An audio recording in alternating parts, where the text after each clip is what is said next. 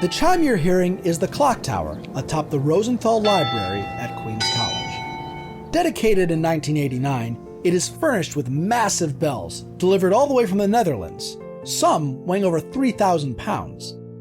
But this isn't so much a story about the structure itself, as it is a story about its namesake. This tower is the Chaney Goodman Schwerner Memorial Clock Tower. In the summer of 1964, 3 young men were volunteering in Mississippi: James Chaney, black, and Andrew Goodman and Michael Schwerner, both Jewish. Goodman was a student here at Queens College, and the 3 of them were working together for the Freedom Summer campaign, a civil rights drive aiming to register black voters in the deeply segregated state.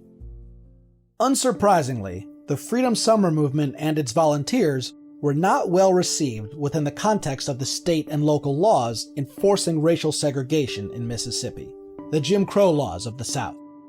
Over the course of the summer, dozens of black-owned businesses, homes, and churches were attacked, and over 1,000 people were arrested. Scores ended up beaten, and several were murdered.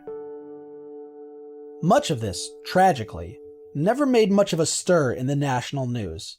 But when Chaney, Goodman, and Schwerner disappeared, the national spotlight, no doubt due in part to there now being 2 white victims, shined brightly on Neshoba County, Mississippi. The trio was abducted and shot on June 21, 1964, by members of both the police and the Ku Klux Klan. Their bodies wouldn't be found for 2 months. Schwerner was 24 years old, Chaney 21, and Goodman a mere 20 years old. Of the 18 accused of the crime, only 7 saw minor jail time back then. It would take 41 years and a very different world for an 8th perpetrator to finally be meaningfully convicted and in prison. But while the criminals may have been shielded from justice by Jim Crow courts, Jim Crow itself would not long be shielded from justice.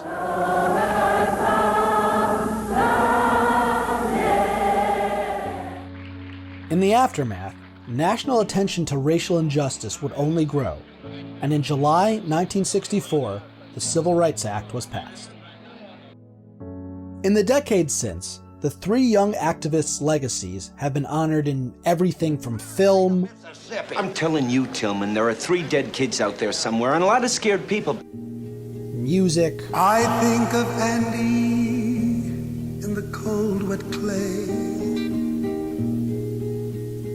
Those 3 are on my mind. A speech by Martin Luther King Jr. at Queens College, and of course, monuments, like the clock tower here on campus. Of course, their heroism was no more or less than any of the civil rights activists of the day who risked their lives. But by their sacrifice, their legacy stands as a great symbol, beyond just as individuals. Their legacy is one of a cause, an ideal for the nation. And in 2014, that ideal was recognized with the nation's highest honor, when President Barack Obama posthumously awarded James Chaney, Andrew Goodman, and Michael Schwerner with the Presidential Medal of Freedom. James, Andrew, and Michael could not have known the impact they would have on the civil rights movement or on future generations. And here today, inspired by their sacrifice, we continue to fight for the ideals of equality and justice for which they gave their lives. For the record, I'm Ari Goldberg.